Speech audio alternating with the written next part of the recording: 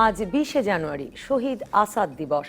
৬৯-এর এই দিনে পাকিস্তানি স্বৈরশাসক আইয়ুব খান সরকারের বিরুদ্ধে বাঙালি ছাত্রদের ১১ দফা কর্মসূচির মিছিলে নেতৃত্ব দিতে গিয়ে পুলিশের গুলিতে জীবন দেন তৎকালীন ছাত্র ইউনিয়ন নেতা ও ঢাকা বিশ্ববিদ্যালয়ের ইতিহাস বিভাগের মাস্টার্সের ছাত্র আমানুল্লাহ মোহাম্মদ আসাদুজ্জামান।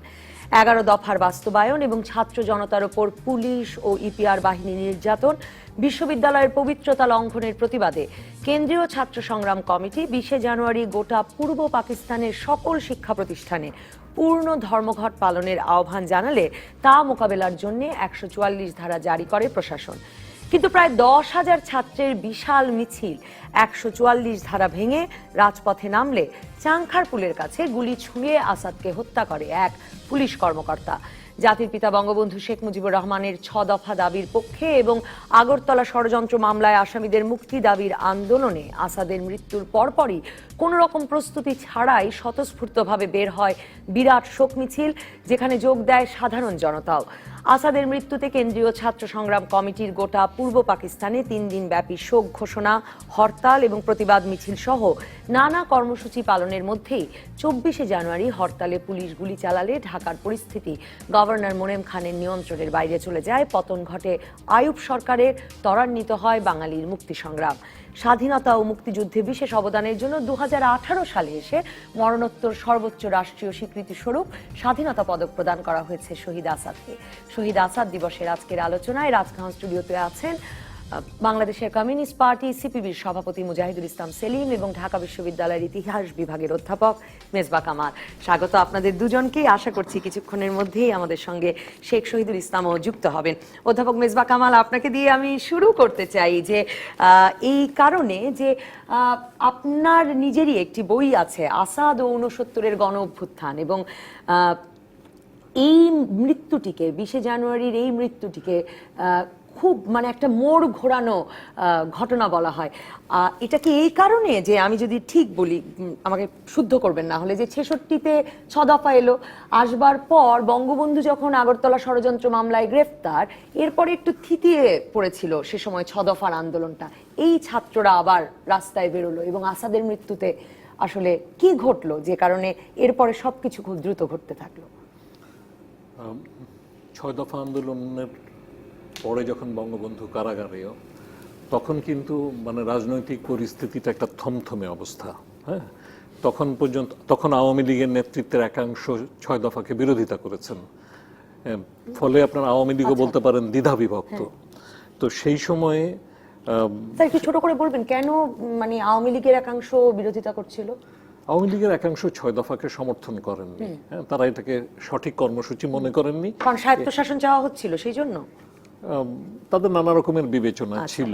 কিন্তু সেইখানে তখনকার শেখ মুজিবুর রহমান, যিনি পরবর্তীকালে বঙ্গবন্ধুতে পরিণত হলেন ৬৯-এর গণ অভ্যুত্থানের মধ্যে দিয়ে, তিনি কিন্তু এই কর্মসূচিকে উপস্থাপন করেছিলেন এবং সেটা আলটিমেটলি সেটা তাকে আওয়ামী লীগের একক নেতৃত্বে সমাসীন করেছিল। কিন্তু সেটা নয়, আমরা আসাদ নিয়ে কথা বলছিলাম। তো সেই সময়ে আমরা দেখলাম যে ৬৮ সালের নভেম্বর মাস থেকে কিন্তু ছাত্রদের আন্দোলনটা শুরু হলো। এটা শুরু হয় তদানীন্তন পশ্চিম পাকিস্তানে, কিন্তু আস্তে আস্তে এটা পূর্ব বাংলায় ছড়িয়ে পড়ে এবং পূর্ব বাংলায় মানুষের যে অবরুদ্ধ যে আপনার কি বলবো আবেগ এবং তাদের যে যন্ত্রণা ছিল, সেই যন্ত্রণার একটা বহিঃপ্রকাশ ঘটে এই আন্দোলনের মধ্যে দিয়ে। এবং সেই আন্দোলন আপনার একটা গণ আন্দোলনে পরিণত হয় এবং এই আন্দোলনের সাথে ছাত্ররা ছিল, ছাত্রদের সাথে বেবি ট্যাক্সি ইউনিয়ন ছিল তখন, তারা যুক্ত হয়।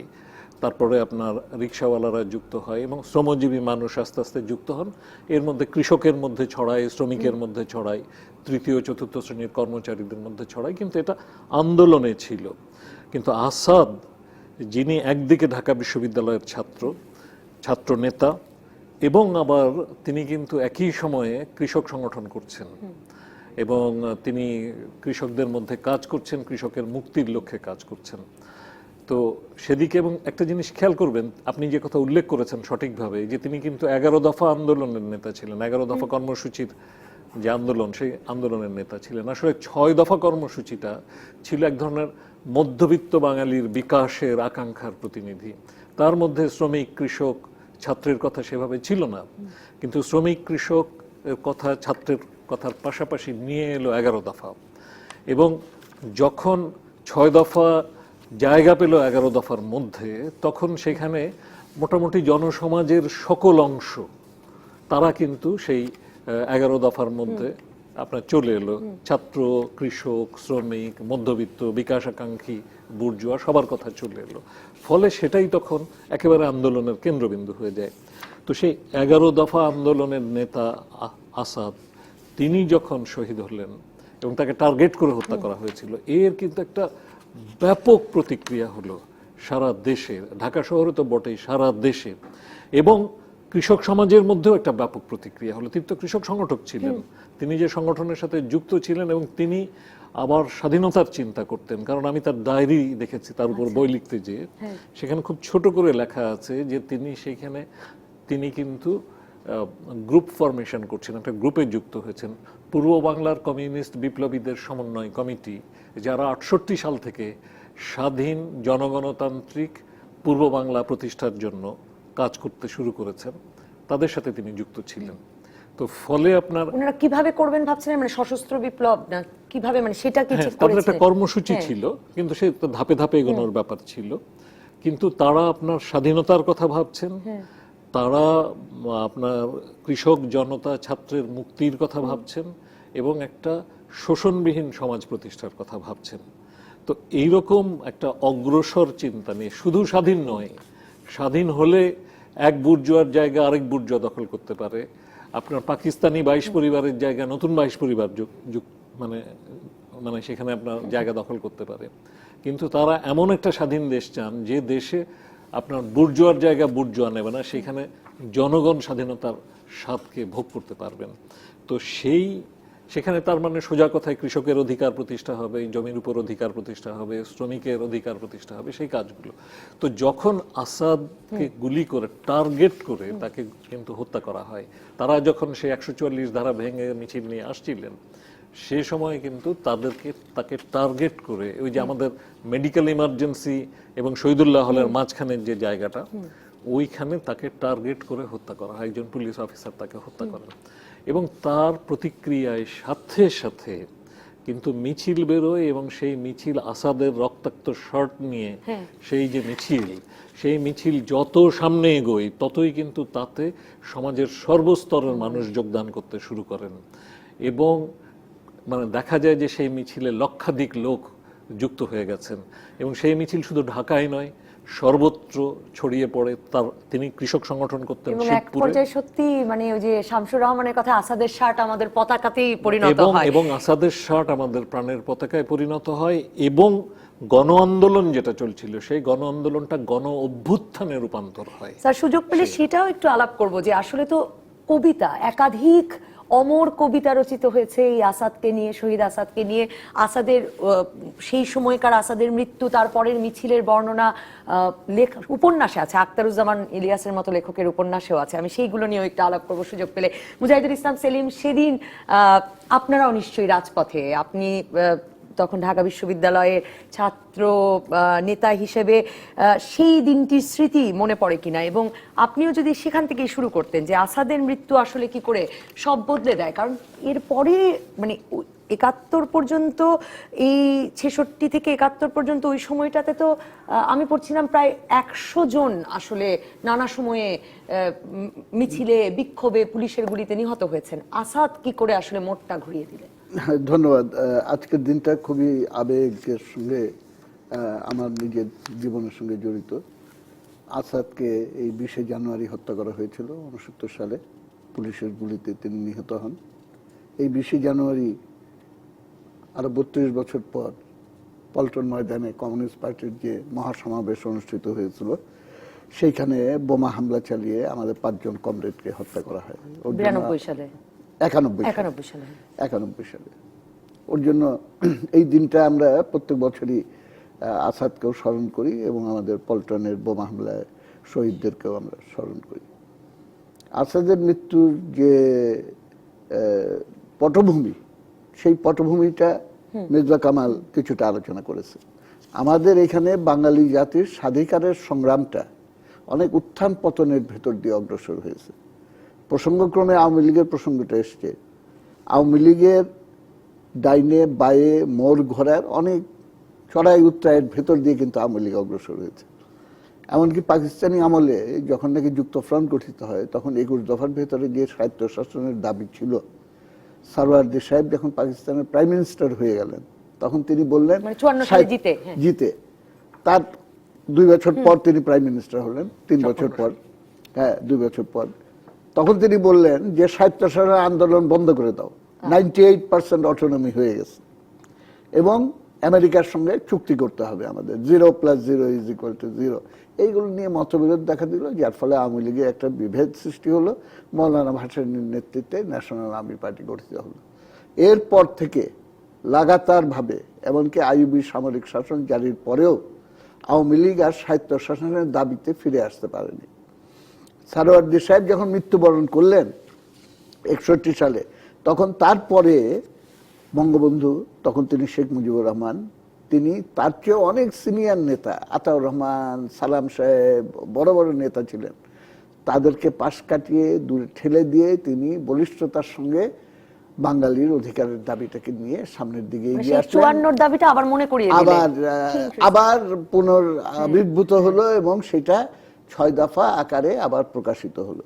তো এটাই স্বাভাবিক ছিল যে ন্যাশনাল আর্মি পার্টি বা কমিউনিস্ট পার্টি, তখন বেআইনি আন্ডারগ্রাউন্ড, তারা যেই দাবিতে কোনো সময় এদিক ওদিক করে নাই, আওয়ামী লীগ এদিক ওদিক করার পরে বঙ্গবন্ধুর নেতৃত্বে যখন এই জায়গায় আসলো, তখন নতুন একটা গতিবেগ সেটার ভিতরে সৃষ্টি হবে।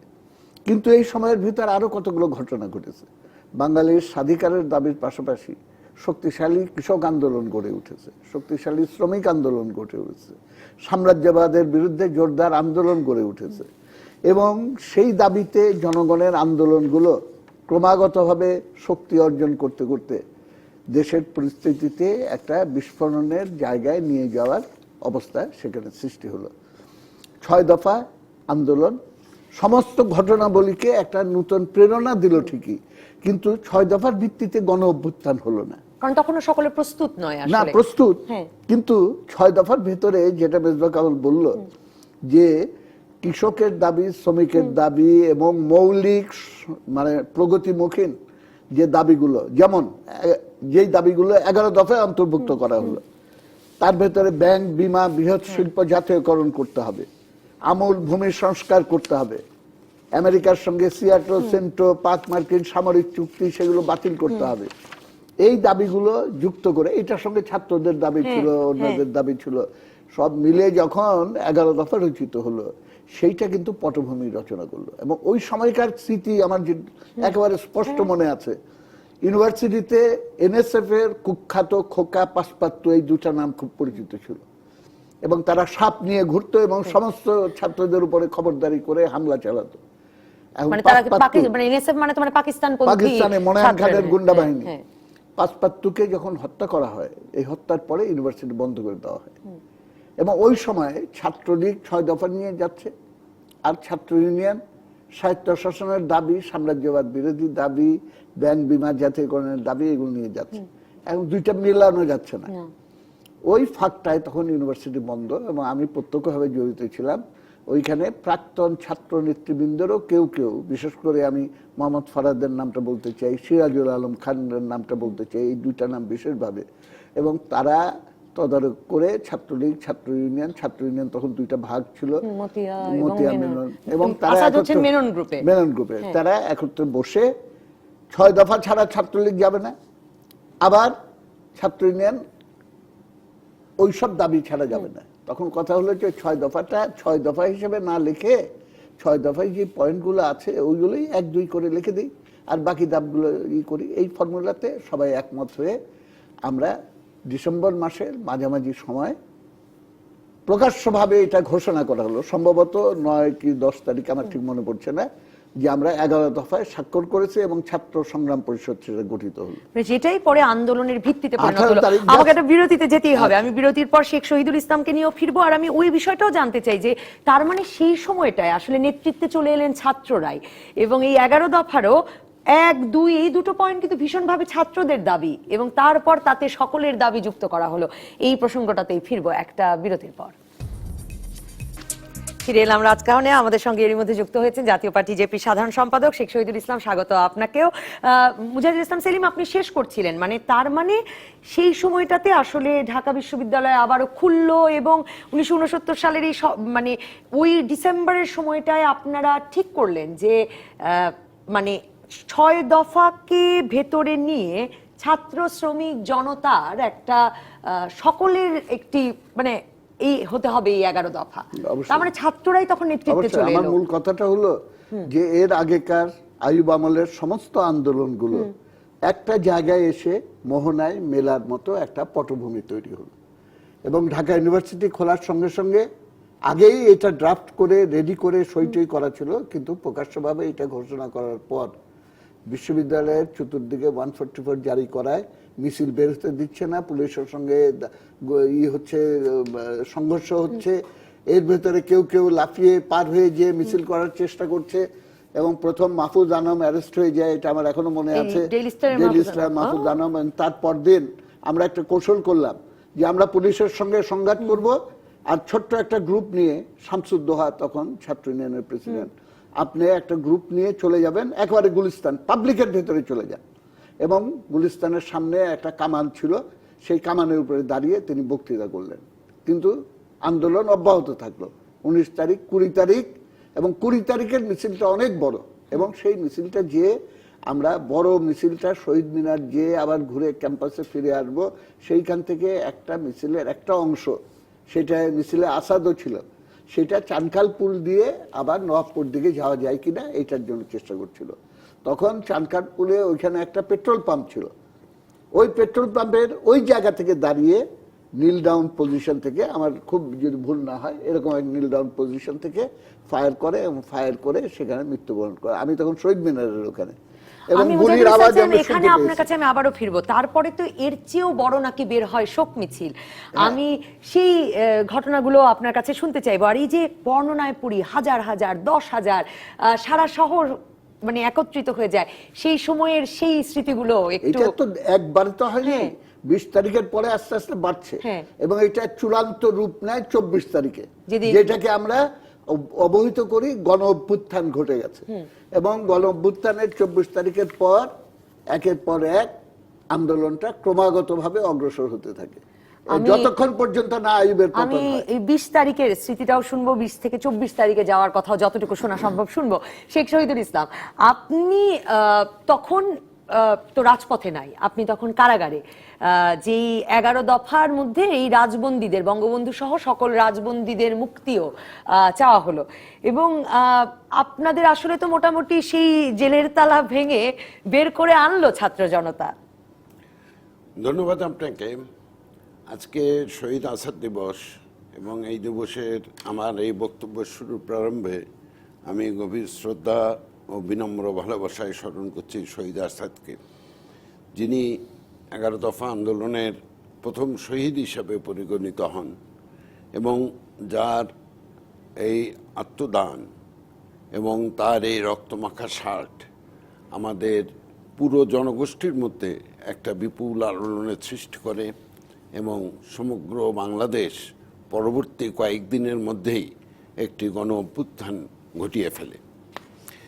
শহীদ আসাদ একজন ব্যক্তি, কিন্তু আজকে তিনি একজন ব্যক্তি নন, তিনি একটি সংগ্রামের প্রতীক রূপে আমাদের সামনে বিরাজমান এবং আজকে শহীদ আসাদের নামে যে আইয়ুব গেট ছিল, সে আইয়ুব গেট যে আজকে শহীদ আসাদ গেটে পরিণত হয়েছে, এটা কোনো সিটি কর্পোরেশন বা সরকারের দেওয়া নাম নয়, জনগণের দেওয়া নাম। জনগণই এই পরিবর্তনটা ঘটিয়েছিল শহীদ আসাদের আত্মত্যাগের স্মরণে। আমরা কারাগারের ভেতরে ছিলাম।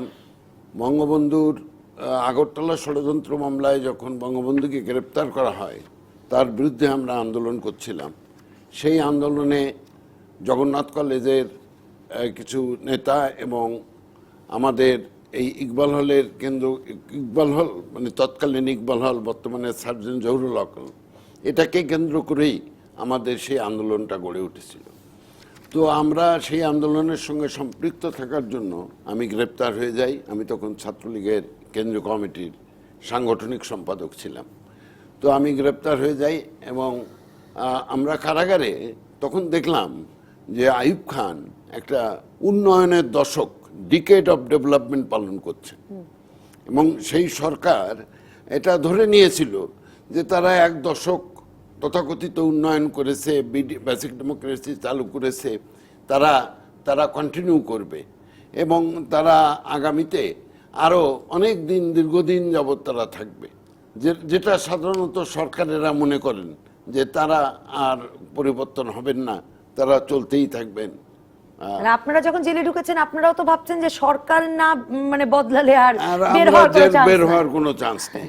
আরো বিশেষ করে বঙ্গবন্ধুকে এই সময়ে বঙ্গবন্ধুর যে আগরতলা ষড়যন্ত্র মামলাটা, এই মামলাটার চলতে থাকে এবং এই সময় এই মামলাটার কিছু কিছু সাক্ষী এমন বক্তব্য দেওয়া শুরু করে এবং তাদের বক্তব্য এমন হয় যে কোনো কোনো ক্ষেত্রে তাদেরকে হস্টাইলও ডিক্লেয়ার করতে হয় রাষ্ট্রপক্ষের। ফলে এই মামলাটা যে একটা ভিত্তিহীন মামলা, বঙ্গবন্ধুকে ফাঁসি কাস্টে লটকানোর জন্য এটা একটা মামলা করা হয়েছে, সেই তথ্যটা কিন্তু মানুষের সামনে চলে আসে এবং বঙ্গবন্ধু তখন ক্রমান্বয়ে he emerged as a national leader. ওই সময় এমন একটা অবস্থার মধ্যে হয়। এরই পরিপ্রেক্ষিতে বাইরে আমাদের যারা ছাত্র নেতা ছিলেন, জননেতা ছিলেন, তারাও চিন্তাভাবনা নিশ্চয়ই করছিলেন এবং তারা দেখলাম যে 6 দফার কে সন্নিবেশিত করেই, একটা দফার মধ্যে 6 দফা সন্নিবেশিত করে এবং বাকি 10টা দফা দিয়ে, প্রথম দফায় শিক্ষার দাবিগুলো প্রধানত সন্নিবেশিত ছিল। অ্যাকচুয়ালি 11 দফা কিন্তু অনেক দফা, 11 দফা নয়, 1 ক খ গ ঘ এরকমের অনেকগুলো দফা তো ছিল। তো এই দাবিটা নিয়ে যখন তারা অগ্রসর হন, যে কথা আমার পূর্ববর্তী বক্তারা নিশ্চয়ই বলেছেন, তো সেই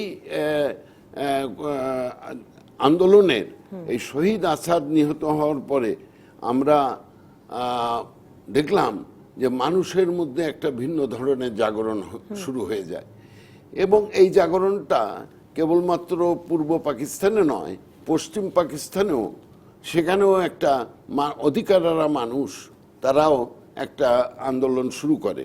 তো সেখানেও আইয়ুব শাহের বিরুদ্ধে একটা আন্দোলন শুরু হয়। আমি যদি এই জায়গাটা থেকে অধ্যাপক মেজবা কামাল আপনার কাছে যাই, কিছুটা উল্লেখ করেছেন শেখ শহীদুল ইসলামও, কিন্তু আমার কাছে মানে পড়েও খুব মানে চমকপ্রদ, ফ্যাসিনেটিং লাগছিল যে মানুষ আইয়ুব গেট, সেই গেটের নাম ছিল, মানুষ নিজে নিজেই সেই নাম ফেলে আসাদ গেট নাম দিয়ে দিল, আইয়ুব এভিনিউ নাম, মানুষ আসাদ অ্যাভিনিউ নাম দিয়ে দিল। মানে এই যে মানুষের ভেতর থেকে একটি মৃত্যুর মাধ্যমে নেতা হয়ে ওঠা। আসাদ কিন্তু আগে থেকেও নেতা ছিলেন, নিশ্চয়ই তিনি একজন গুরুত্বপূর্ণ সংগঠক ছিলেন, কিন্তু তার চেয়েও বড় কথা যেটা, সেটা হচ্ছে যে তিনি ঢাকা বিশ্ববিদ্যালয়ের ছাত্র।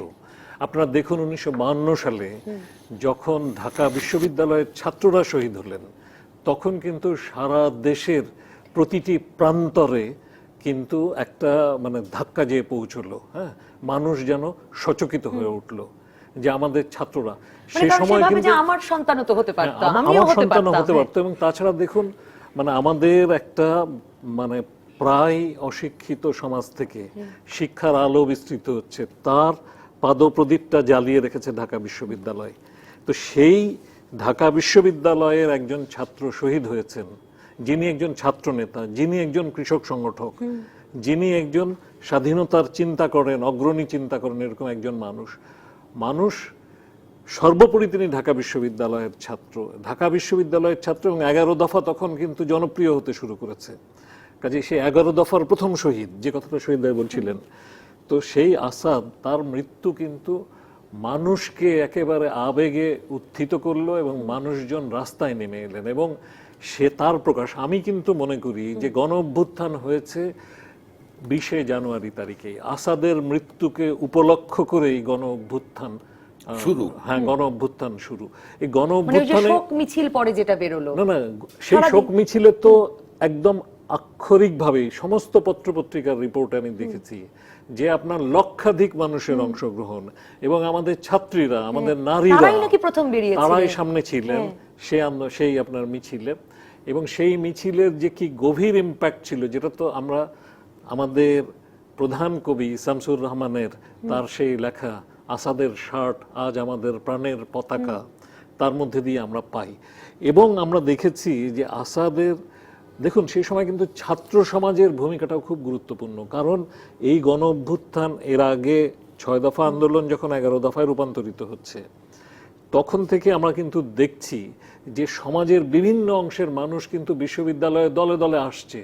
সেটা আপনার রিক্সা শ্রমিক বলেন, সাধারণ শ্রমিক বলেন, কিংবা আপনার বেবি ট্যাক্সি চালক বলেন, তারা কিন্তু আসছে। এবং তখন অন্যতম একটা কেন্দ্র ছিল কিন্তু ইকবাল হল, যেটা পরবর্তীকালে সার্জেন্ট জোহরলাল হলে পরিণত হয়। সার্জেন্ট জোহরলাল এই 15 ফেব্রুয়ারিতে তিনিও এই আপনার 69-এর গণ অভ্যুত্থানের শহীদ। অভ্যুত্থানের পরে 15 ফেব্রুয়ারিতে সার্জেন্ট জহুর মারা যাওয়ার পরে এই নামটা ওটাও কি মানে ছাত্ররা নিজেরাই বদলে নামটা দিয়ে ছাত্ররাই দিলেন? সেই ও, নামটা, হ্যাঁ, সেটার নাম ছিল ইকবাল হল। ইকবাল হলকে পরিবর্তন করে সার্জেন্ট জহুরুল হল করা হয়। এবং আমি যেটা বলছিলাম যে সে সময় মানুষ কিন্তু দলে দলে এই জহুরুল হল, SM হল সহ বিভিন্ন হলগুলোতে চলে আসতো এবং ডাকসুতে চলে আসতো।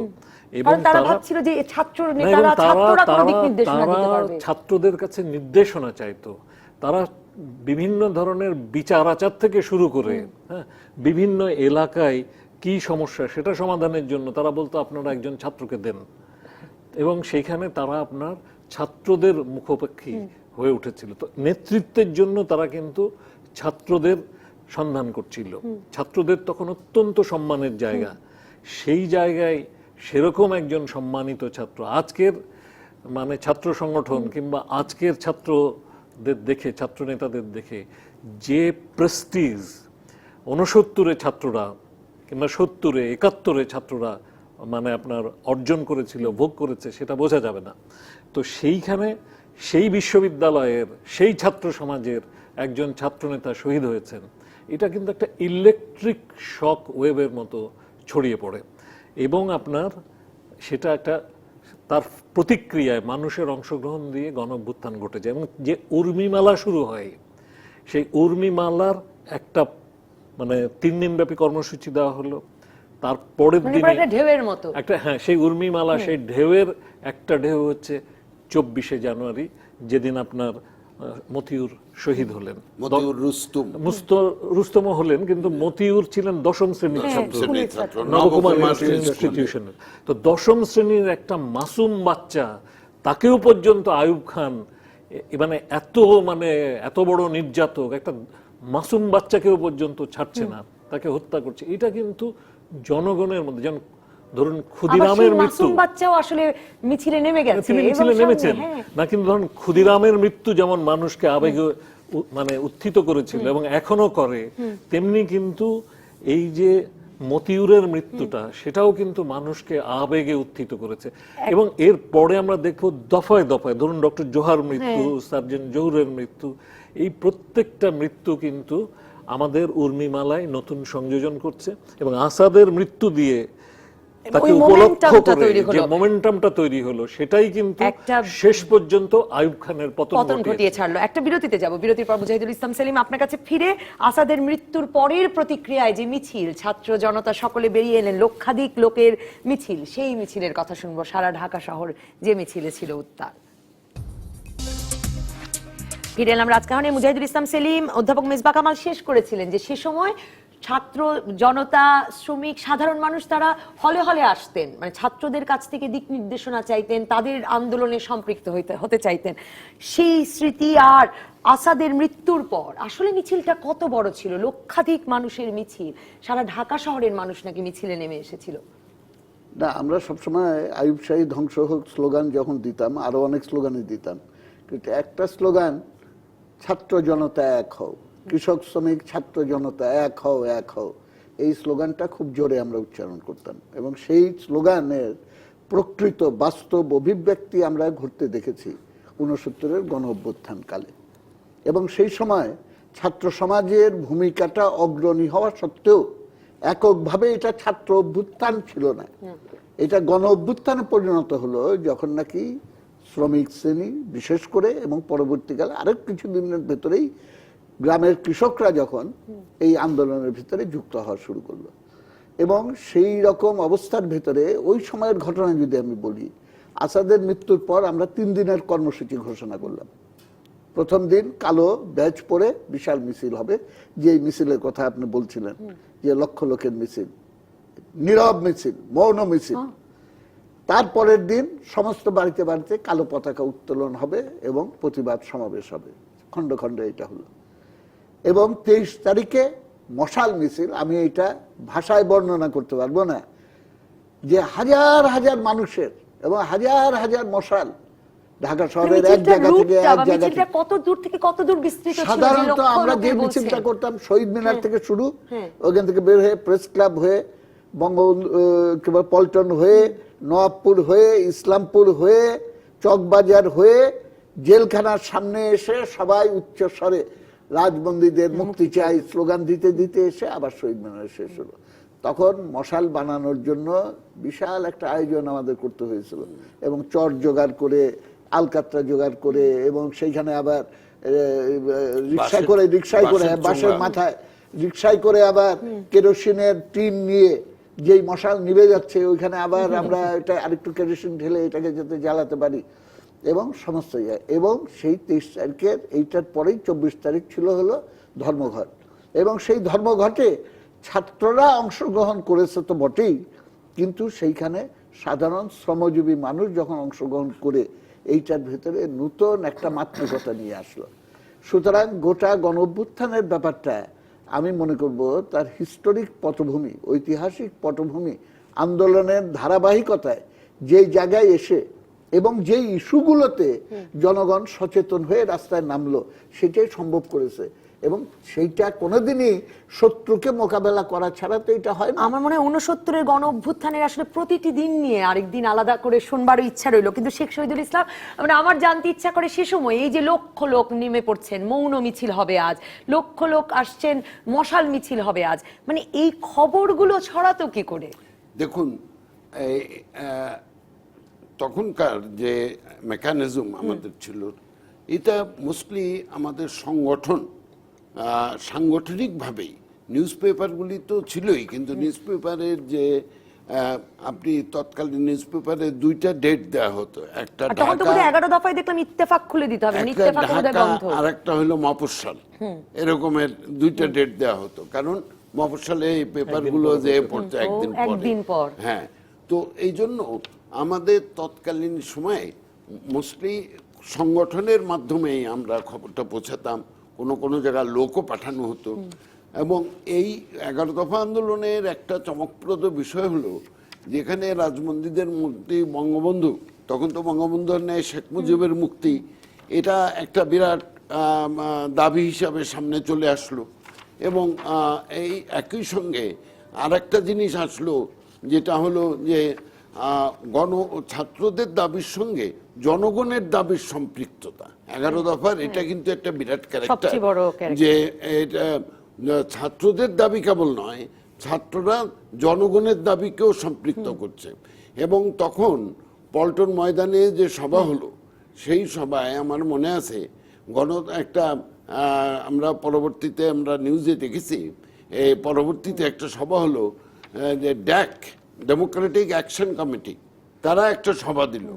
সেই সভায় ছাত্র নেতৃবৃন্দ উপস্থিত হলো, নুরুল আমিন সাহেব সভাপতিত্ব করবেন সেই সভায়, কিন্তু জনগণ তাকে সভাপতিত্ব করতে দিল না, তোফায়েল ভাইকে সেখানে সভাপতির আসনে বসালো, যে আমরা এই সব নেতাদের বিশ্বাস করি না।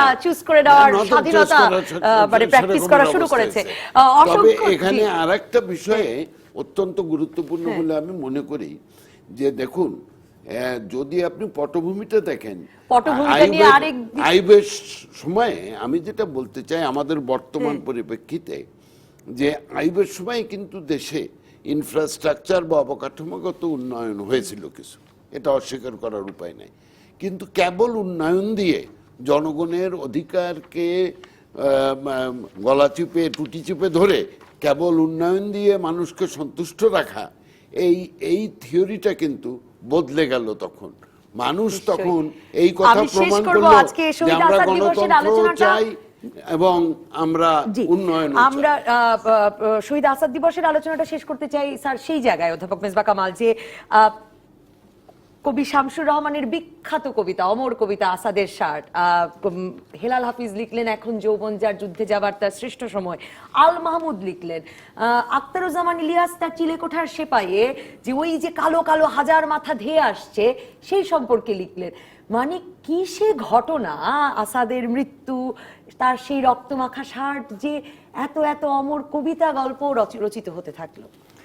শুনুন, মানে ৬৯-এর গণঅভ্যুত্থানের মধ্যে দিয়ে কিন্তু মানুষ তার নিজের শক্তিকে চিনতে পারে এবং কিভাবে সে তার শক্তিকে কাজে লাগিয়ে তার শত্রুর বিরুদ্ধে, জনশত্রুর বিরুদ্ধে ব্যবস্থা নিতে পারে, সেই বোধটা কিন্তু জাগরিত হয়। আমি একটা ছোট্ট উদাহরণ বলি। চিলেকোঠা সেপায়ে আখতারুজ্জামান ইলিয়াস লিখেছেন যে একজন রিক্সা চালক, তিনি আপনার খুব মিছিল মিটিংয়ে যোগদান করেন, তো তার একজন বন্ধু জিজ্ঞাসা করলেন যে তুই বেটা আদার ব্যাপারী, হ্যাঁ, জাহাজের কারবারে খবর কি, কে মানে প্রেসিডেন্ট থাকলো না থাকলো তাতে তোর কি, কারণ স্বৈরাচার নিপাত যাক, আইয়ুব স্বৈরাচার নিপাত যাক, এই বক্তব্য। তো সেই রিক্সা চালক বলছে, কারণ সে কিন্তু নির্যাতিত হয়, তার রিক্সা যে মালিক, যে গ্যারেজের মালিক, তার দ্বারা সে তাকে মারধর করে, গালাগাল করে, সময় মতো পয়সা দিতে না পারলে অত্যাচার করে। তো সে বলছে যে যদি যদি আইয়ুব খানরেই ফেলা দেওয়া যায় তাহলে আর আমার গ্যারেজ মালিকরে ফেলা দিতে কতক্ষণ, শালারে 2 লাত্তি মেরে ভাগা দেব। তার মানেটা কি দেখুন, আইয়ুব খানের বিরুদ্ধে যে অভ্যুত্থান, সেই অভ্যুত্থানকে সে কিন্তু সকল শোষণ, সকল বঞ্চনা, এবং সেই রিক্সা চালক তার শত্রুকে কিভাবে ঘায়েল করবে সেই পর্যন্ত তাকে চিনিয়ে দিচ্ছে। আর আদার ব্যাপারীদের আসলেই জাহাজের খবর রাখতেই হবে। অসংখ্য ধন্যবাদ শেখ শহীদুল ইসলাম, ধন্যবাদ অধ্যাপক মেজবা কামাল, ধন্যবাদ মুজাহিদুল ইসলাম সেলিম, ধন্যবাদ দর্শক। পরবর্তী পর্বে বিএনপিতে নেই কোনো পূর্ণাঙ্গ কমিটি, এই নিয়ে করবো আলোচনা।